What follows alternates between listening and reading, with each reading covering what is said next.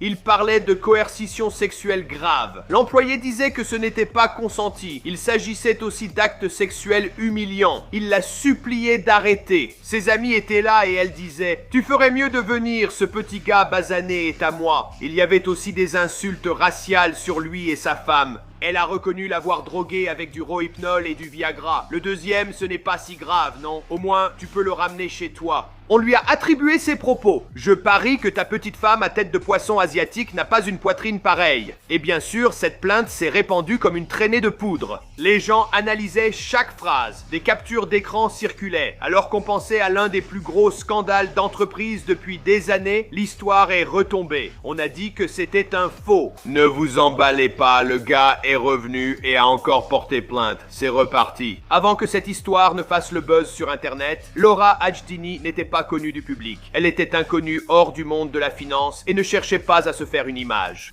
Elle se tenait debout sur son bureau à son travail. Donc cette femme avait un peu d'arrogance, un peu de cran, mais elle ne cherchait pas à attirer l'attention. Elle n'était pas préparée aux gros titres viraux qui allaient arriver. D'après ce que nous pouvons vérifier, elle était directrice exécutive au sein de la division finance à effet de levier chez JP Morgan Chase, qui est l'une des institutions financières les plus puissantes au monde. Ce n'est donc pas un poste junior. Sa carrière en finance à effet de levier est un travail à forts enjeux et sous forte pression, la gestion de grandes opérations d'entreprise, de structures d'endettement et de transactions de capital investissement. D'après les rapports, elle était dans l'entreprise depuis le début des années 2010, gravissant les échelons en passant par des postes d'analyste et de vice-présidente avant d'atteindre le niveau de directrice exécutive.